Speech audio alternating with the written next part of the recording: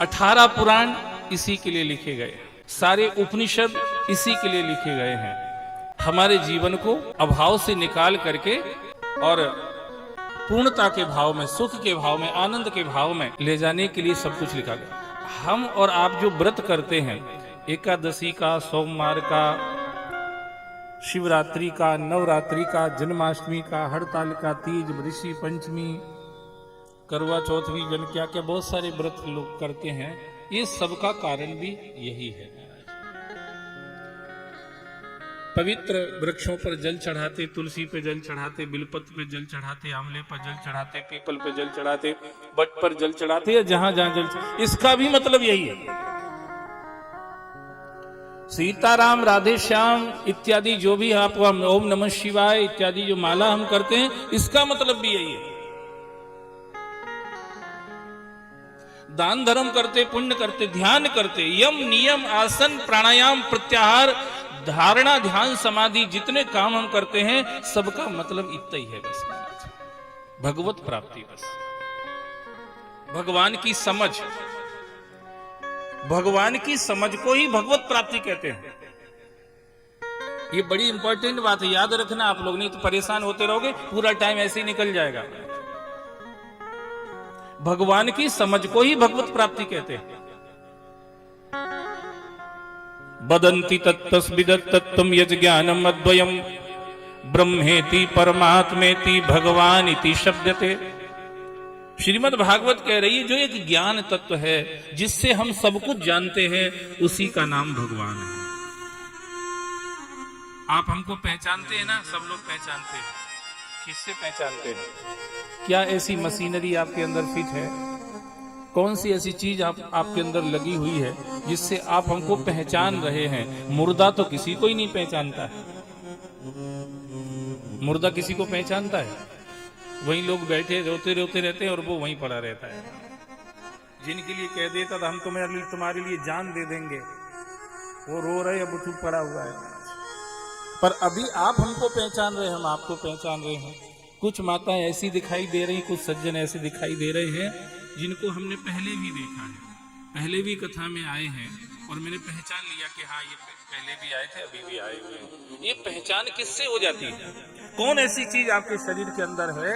यूं तो आप कहीं कट जाओ तो खून निकलने लगता है, ज्यादा कट जाओ तो हड्डी दिखने लगती है, नस कट जाती है, फ्रैक्चर हो जाता है, मृत्यु हो जाती है, जाने क्या क्या हो जाता है।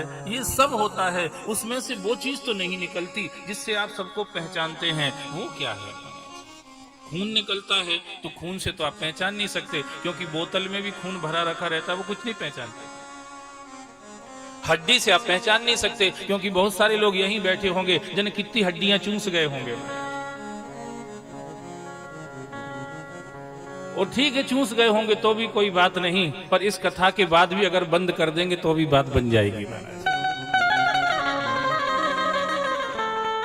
कहीं ना कहीं स्टॉप तो करना पड़ेगा, कहीं ना कहीं विराम तो करना पड़ेगा। मैं इसलिए आप लोगों के दिल में नहीं उतर पाता हूं, क्योंकि मैं कुछ ऐसी बातें बीच बीच में बोल देता हूं। लोग कहते हम तो कथा सुनने आए, जी बात सुनने नहीं आए, क्योंकि ये उनको हर्ट करती है। उनको लगता है ये मत बोलो, हमारी पोल मत खोलो तुम बस। और इससे लोगों को शायद बुरा लगता है, पर मैं आपको आपका होने की वजह से ये बात कह रहा हूं। जब तक आपके जीवन में ये टर्निंग पॉइंट नहीं आएगा, तब तक आप भगवान का अनुभव नहीं कर पाएंगे। आपको हड्डी, मांस, अंडे, मछलियां ये सब छोड़ना ही पड़ेंगे। आपको बोतल से त्याग पत्र देना ही पड़ेगा। आपको गुटखा, तंबाकू, बीड़ी, सिगरेट, शराब, गांजा, भांग ये सब छोड़ना ही पड़ेंगे महाराज। इनके बिना आप भगवान का अनुभव नहीं कर सकते। आप कथा तो करा लेंगे, किसी को बुला लेंगे, सुन लेंगे, सब हो जाएगा, पर सब दिन चले 2.5 कोस, फिर वहीं के वहीं रह जाएंगे तो बात बिगड़ जाएगी। हम हजारों लोगों को तीर्थ में लेकर के जाते हैं, पर हमारे यहाँ भंडारे में कभी भी लहसुन प्याज का उपयोग नहीं होता है। इसलिए हमने आज यहाँ भी निवेदन किया। हमें जब पता चला कि भजिए में भी प्याज था, तो मुझे थोड़ा हर्ट हुआ अंदर से, यार अपन 500 400 किलोमीटर 1000 किलोमीटर से चल के जब तीर्थ में आकर के कथा के लिए बैठ गए हैं तो कुछ तो यार अच्छा शुरू होना चाहिए ना। कथा अपने आप में अच्छी है वो ठीक है, पर कुछ इसके सपोर्ट में भी चाहिए आपको। ये कथा हमारे जीवन में फलीभूत हो, ये कथा हमारे जीवन में जागृत हो, ये कथा हमारे जीवन में प्लस हो जाए। ये कथा हमारे लिए सिर्फ जानने, सिर्फ सुनने का ही विषय न रह जाए, ये कथा हमें जागृत कर दे। ऐसा कुछ अगर घटित आप करना चाहते हैं अपने जीवन में तो आपको कुछ ना कुछ परिवर्तन करना पड़ेंगे ना, लो तो ज्यादा फायदे में रहोगे। नहीं तो दहला पकड़ते पकड़ते चले जाओगे और यमराज के द्वारा पकड़ लिए जाओगे अगर दहला पकड़ी खेलते रहोगे तो। और अगर तुमने 10 इंद्रियों को पकड़ लिया, अरे 10 की भी छोड़ो, 10 में से 1-2 को भी पकड़ लिया तो भी यमराज के हाथ से छूट जाओगे और भगवान के चरणों में पहुंच जाओगे। शुरुआत तो कहीं ना कहीं से करना पड़ेगी, नहीं तो भूप राज तज होय बैरागी। काय को क्या जरूरत थी राजाओं को वैराग्य की, उनके यहां तो सब कुछ भरा पड़ा रहता है, कंचन और कामनियों की कोई कमी नहीं रहती है, फिर भी वो सब कुछ क्यों छोड़ देते हैं? क्योंकि उनको समझ में आ जाता है सब उम्र बीत गई धोखे में, खिरी आएगा भगवान ही जाने क्या होगा। ये कहीं ना कहीं बात दिमाग में चलने लगती है, तभी राजा महाराजा भी अपने ऊंचे ऊंचे पदों का त्याग कर देते हैं, कंचन का त्याग कर देते हैं, कामनियों का त्याग कर देते हैं और जंगल में जाकर के भगवान के भजन में लग जाते हैं। तो समझ में आ जाता है।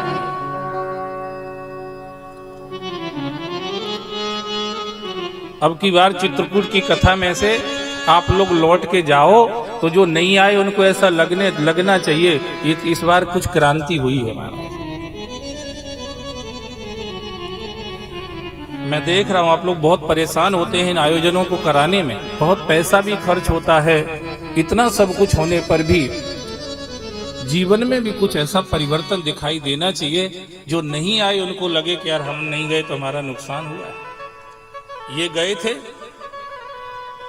यहां इधर से गए थे तब तो पता नहीं कैसे थे, और लौट के आए तो इतने बढ़िया श्रवण कुमार जैसे बन के आ गए हैं, ध्रुव जैसे बन के आ गए हैं, प्रहलाद जैसे बन के आ गए हैं। जो सास बहू ननद भौजाई देवरानी जिठानी लड़ती ही रहती थी, अब वो एक दूसरे को लाड़ करने लग गई हैं। अगर ऐसी कोई भावना लेकर के आप यहाँ से जाएंगे तो जो नहीं आए हैं वो कहेंगे कि 6 महीने में दूसरी कथा फिर होना चाहिए, जिससे हमें भी ये फायदा हो जाए। कुछ शुरुआत करना पड़ेगी, कुछ क्रांति करना पड़ेगी।